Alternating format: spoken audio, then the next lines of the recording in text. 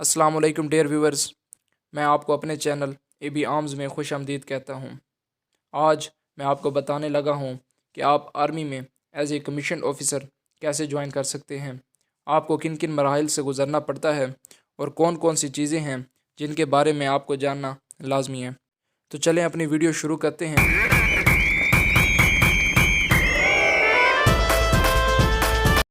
आज की वीडियो में दरअसल हम 4 मेन टॉपिक्स को डिस्कस करने वाले हैं। First of all, requirements, what are the requirements. Second one, how to join, आपने ज्वाइन किस तरह करना है। Third one, facilities, what are the facilities offered by Pakistan army to you. Fourth one and the last one, ranks and what is the grading system, all that. सबसे पहले हम देखते हैं what are the requirements. What are the requirements to join Pak army as a commission officer.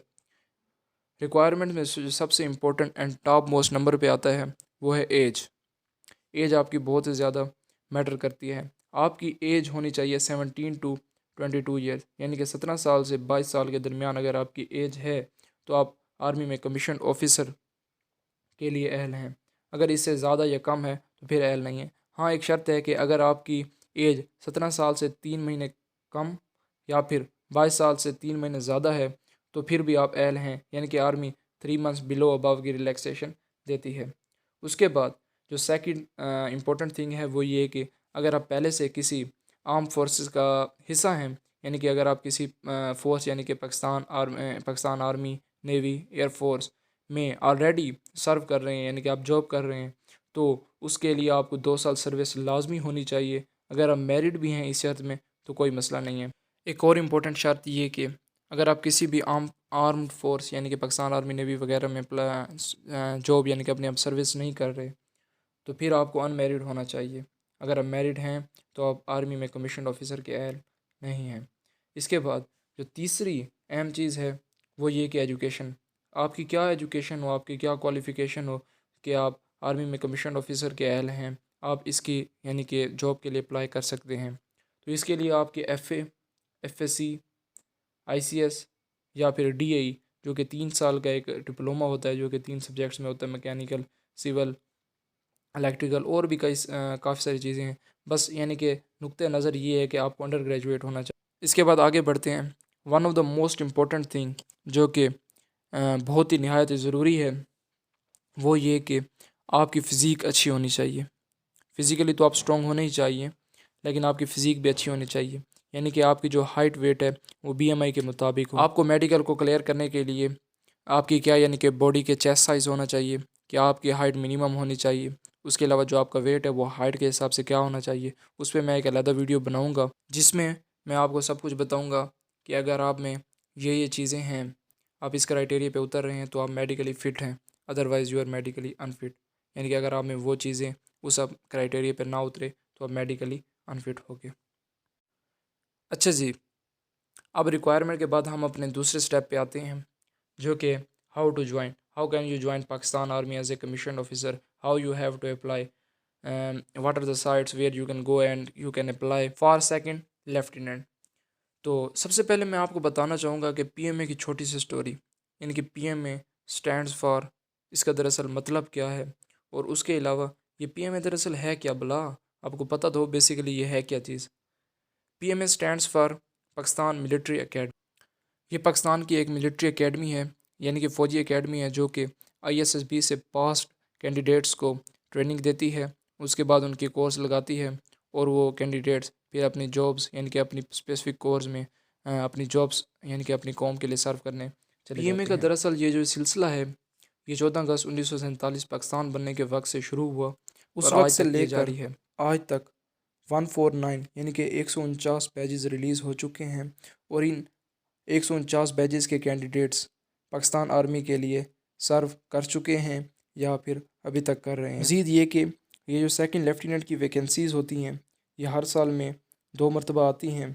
एक इनका winter session होता है और दूसरा इनका समर सेशन होता है।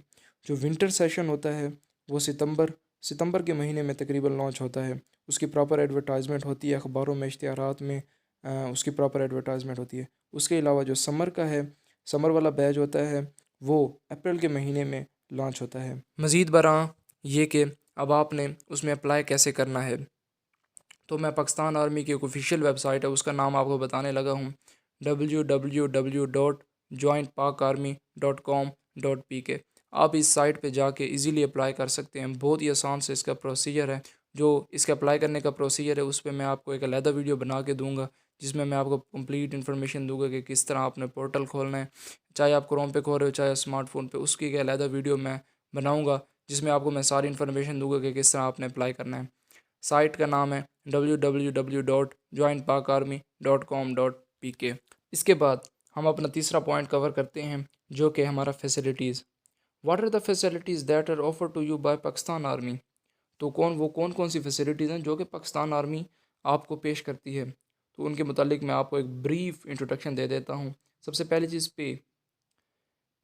जब आप सेकंड लेफ्टिनेंट बनते हैं, यानी कि आपने सारे इनिशियल टेस्ट क्लियर किए, उसके बाद आपने ISSB का टेस्ट क्लियर किया, उसके बाद आपका फाइनल मेडिकल क्लियर हुआ, उसके बाद आपका फाइनल लिस्ट में नेम आ गया, तो आपको पाकिस्तान मिलिट्री एकेडमी में ट्रेनिंग कराई जाएगी। और आपको जो ही आप ट्रेनिंग करने जाएंगे तो आपको सेकंड लेफ्टिनेंट का रैंक दे दिया जाएगा। उस वक्त यानी कि जब आपकी ट्रेनिंग चल रही होगी तो उस वक्त जो आपकी सैलरी होगी वो होगी अराउंड 38,500, यानी कि 38,500 के अराउंड होगी। ये विदाउट एनी अलाउंस है, ये आपकी बेसिक सैलरी है। अगर आपके अलाउंस सारे अलाउंस शामिल करो तो उसके साथ आपकी सैलरी हो जाती है तकरीबन 50,000। लेकिन अगर आपके सारे अखराजात, यानी कि मेस का अलाउंस, जहाँ पे आप जिस कमरे में रह रहे हो तो उसका अलाउंस, उसके अलावा बाकी भी काफ़ी सारे अलाउंस हैं जो आपके रिमूव भी होते हैं उस आपकी सैलरी में से, यानी कि शोधा का अलाउंस वगैरह वगैरह, काफ़ी सारे अलाउंस होते हैं जो कि आर्मी आपकी पे में से काटती है। तो उसके बाद जो आपकी सैलरी है वो तकरीबन 40,000 टू 42,000 के अराउंड होती है। उसके बाद जी दूसरा पॉइंट ये है कि मेस, आपको पाकिस्तान आर्मी एक शानदार ऑफिसर वाला मेस प्रोवाइड करती है। लेकिन जो आपके मेस के जो चार्जेस होते हैं वो आपकी सैलरी में से डिडक्ट कर दिए जाते हैं। अक्सर लोग ये अफवाह फैलाते हैं कि जो ही आप सेकंड लेफ्टिनेंट अपनी यानी कि ट्रेनिंग मुकम्मल करते हैं पाकिस्तान मिलिट्री एकेडमी से, उसके बाद जो ही आप लेफ्टिनेंट का आपको रैंक मिलता है लेफ्टिनेंट का, तो आपको क्वार्टर मिल जाता है। नहीं जी, ये सरासर झूठ है। बिल्कुल ये गलत बात है, क्योंकि मेरा एक अपना ब्रदर है जो कि पाकिस्तान आर्मी में इस वक्त सर्व कर रहा है। और उसके अलावा मेरा ये अगर मैं आपको अपना ब्रीफ इंट्रोडक्शन दे दूं तो मेरा ये है कि मैं अल्हम्दुलिल्लाह ISSB से यानी कि रिकमेंडेड कैंडिडेट हूँ। बस मेरा फ़ाइनल जो मेडिकल हुआ था उसमें मेरा कोई इशू निकल आया था, जिसकी वजह से मैं पाकिस्तान आर्मी में सेलेक्ट ना हो सका और मुझे हमेशा के लिए नाअहल करार दे दिया गया। वरना आज मैं भी पाकिस्तान आर्मी में एक सर्वेंट होता और मैं अपने मुल्क को कौम की खिदमत कर रहा होता। तो चले अपने टॉपिक की तरफ आते हैं। जब तक आपको कैप्टन का रैंक नहीं मिलता, आपको यानी कि आपको क्वार्टर नहीं मिलता। उसके अलावा एक और फैसिलिटी भी है जो कि आपको पाकिस्तान आर्मी प्रोवाइड करती है, वो ये कि अगर आप चाहे कहीं प्लेन के ज़रिए या फिर ट्रेन के ज़रिए अगर आप सफ़र करते हैं तो पाकिस्तान आर्मी आपको 50% उस पर ऑफ देती है उसके चार्जेस में से, यानी कि आधे चार्जेस पाकिस्तान आर्मी खुद पे करती है। तो ये भी एक जो सेकंड लेफ्टिनेंट सेलेक्ट होता है तो उसको एक मराहत दी जाती है, यानी कि उसको एक अलहदा फैसिलिटी दी जाती है। चलें इससे अब आगे मूव करते हैं।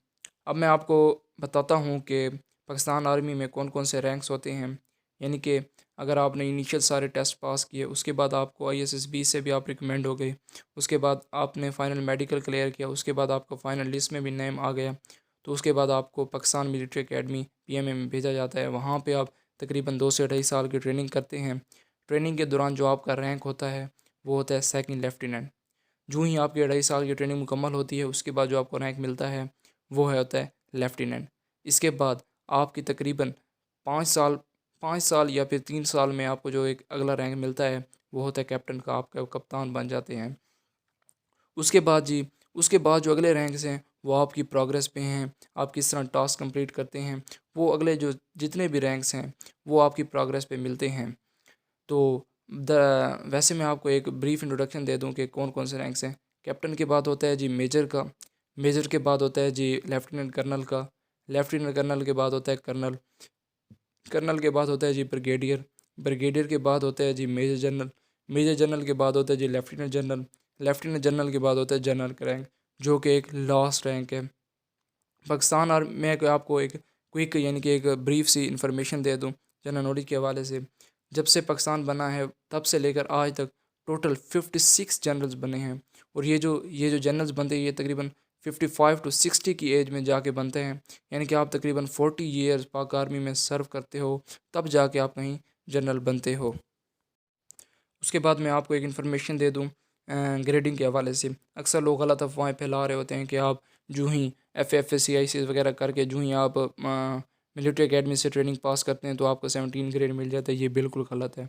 आज मैं आपको जो एक असल ग्रेडिंग है वो बताने जा रहा हूँ कि किस तरह आपको कौन सा ग्रेड मिलता है। तो चले ISSB से जब आप पास होते हैं, जब आप रिकमेंड हो जाते हैं, फाइनल मेडिकल आपका क्लियर हुआ, आपका फाइनल मेरिट लिस्ट में नेम आ गया, तो जब आप किसान मिलिट्री एकेडमी में ट्रेनिंग करने के लिए जाते हैं, जो ही सिलेक्शन जो ही आपकी होती है, तो उस वक्त आपका होता है BPS 14।